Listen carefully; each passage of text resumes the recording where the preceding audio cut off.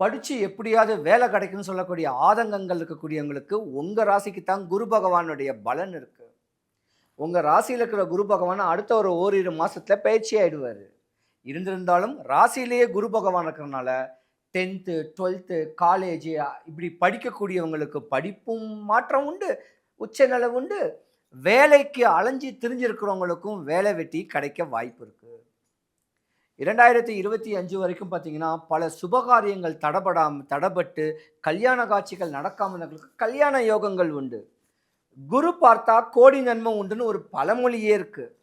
என்னதான் ராகு தோஷம் இருக்கட்டும், என்னதான் செவ்வாய் தோஷம் இருக்கட்டும், பெண்களுக்கோ ஆண்களுக்கோ தடப்படக்கூடிய விவாகங்கள் நடந்திருக்கக்கூடிய நேரத்துல உங்க ராசியில 2024 to 25 குரு பகவான் பலமா உட்கார்ந்திருந்தனால உங்களுக்கு சுபகாரியங்கள் நடக்கும்.